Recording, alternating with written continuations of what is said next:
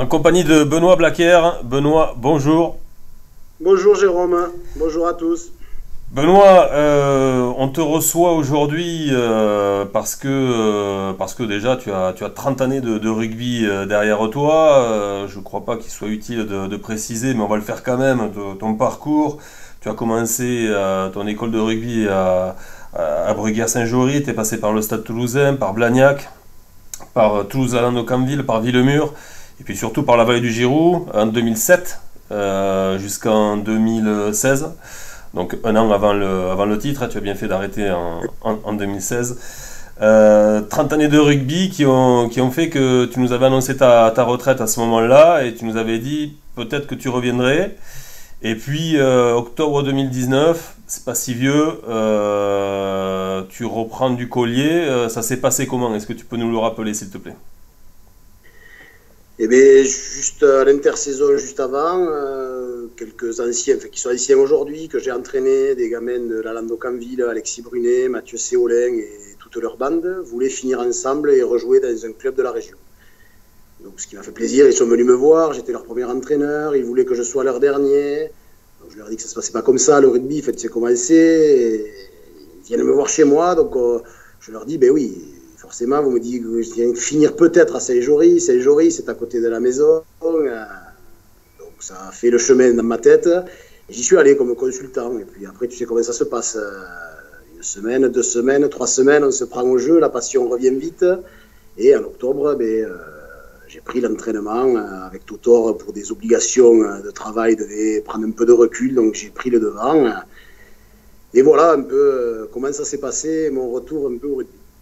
Bon, et la saison s'est plutôt bien passée.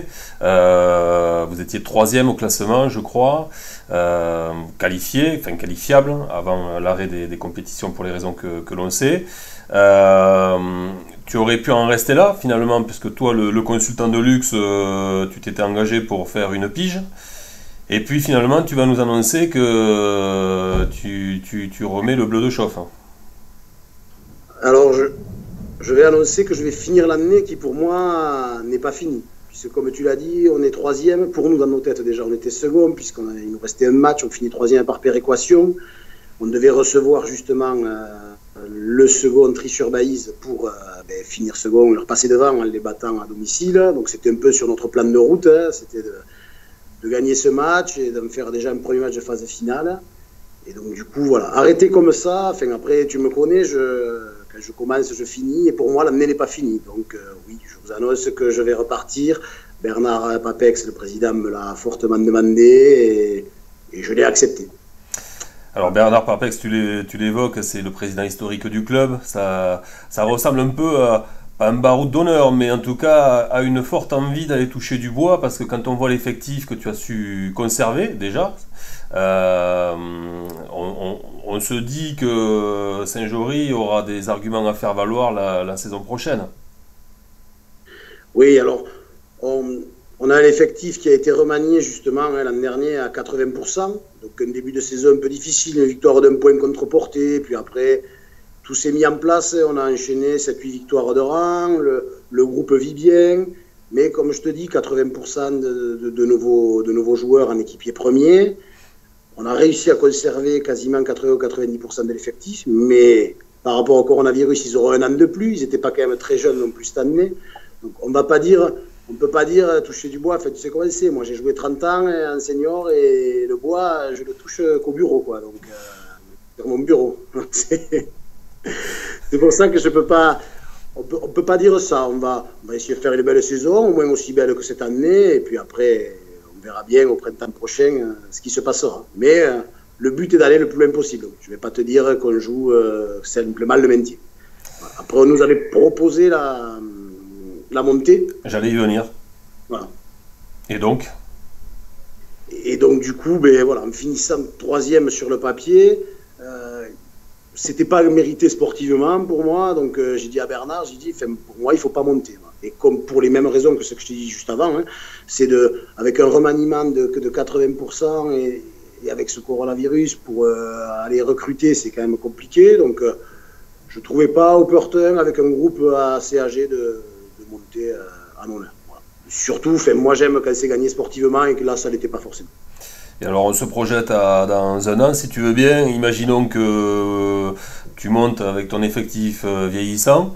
Ça se passera comment à ce moment-là? Tu diras quoi? Je sais pas. Je sais pas, c'est toujours pareil, tu sais, l'appétit vient en mangeant, comme on dit. Enfin, moi, je suis encore joueur, donc j'ai pas forcément cette grosse envie d'entraîner. Je serais pas frustré si j'arrête dans un an, mais bon, après, voilà. L'avenir nous le dira, je peux pas... On ne sait pas déjà comment va se passer la saison, hein. Ça peut être aussi un fiasco, enfin, comme je leur dis, hein, moi je vous entraîne avec mon cœur, mon expérience de 30 ans et une grande passion débordante de ce sport. Après... tout le monde me dit que je suis fait pour entraîner maintenant. L'avenir nous le dira. Tu nous as parlé des recrues, des objectifs. Moi j'ai souvenir que quand tu jouais, tu parlais souvent de plaisir. C'était le maître mot. C'est ce que tu inculques à tes gars? Oui, exactement. Alors après, il n'y a pas de plaisir sans travail. C'est ce qui a été un peu plus compliqué quand même en redescendant un peu de niveau. Là, en promotion, ça a été vraiment de leur dire, tout le temps, ils n'arrêtaient pas de me dire, on n'est pas en fédéral. Non, mais qu'on soit en 3e série, en 4e série, ou en fédéral 2 ou en fédéral 1, s'il n'y a pas d'investissement personnel, s'il n'y a pas de travail, il n'y a pas de résultat. Et ça, ils ont commencé à le comprendre. Mais par contre, toujours avec du plaisir, quoi. Toujours prendre du plaisir. Il faut faire les choses avec plaisir, ou alors il ne faut pas les faire. Voilà. Mais avec toujours un grand investissement, toujours. Et alors on nous a beaucoup demandé ce qu'était devenu Jojo le cochon, puisqu'on le rappelle pour le Cagolin de service, vous aviez instauré l'arrivée d'un petit cochon que chaque joueur devait héberger après sa petite cagolinerie.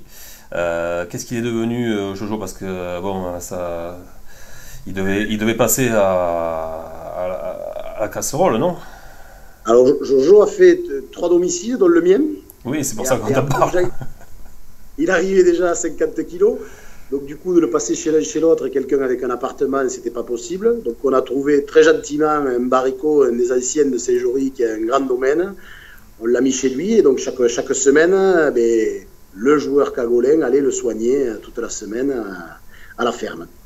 Et donc là, en mars, il était à plus de 100 kilos, Jojo. Donc nous avons décidé de tuer Jojo.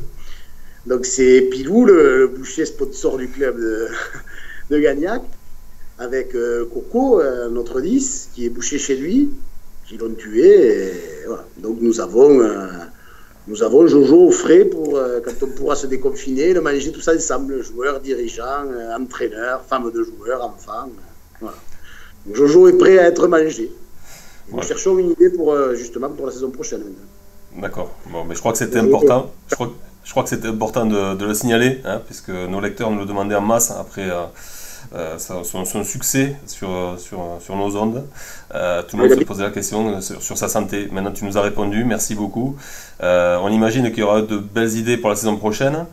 Qu'est-ce qu'on souhaite à Saint-Jory, donc? De faire plaisir à son président? Pour la saison prochaine, mais oui. En fait, Saint-Jory, quand même, est un club qui a énormément de titres et de phases finales avec la réserve et qui en a beaucoup moins, voire pas du tout, avec son équipe Fagnon. Donc, on va essayer la saison prochaine d'aller plus loin que l'équipe réserve. Sachant que l'équipe réserve va souvent loin, donc on essayera d'aller encore plus loin. Voilà. Bon. Mais on prendra les étapes une après les autres, et puis on verra. Et prenons du plaisir. Bon, plaisir que tout le monde aura retrouvé ton interview décalée sur Rugby Amateur, évidemment, qui avait fait légende il y a quelques années, avec des réponses bien senties. On te remercie pour ce moment, en tout cas, et puis on est plutôt ravis de savoir que un ancien encore sera sur le banc de touche pour la saison prochaine, quel que soit son moment de début. Donc, merci pour ce temps. Merci à toi, Jérôme. À bientôt. À bientôt.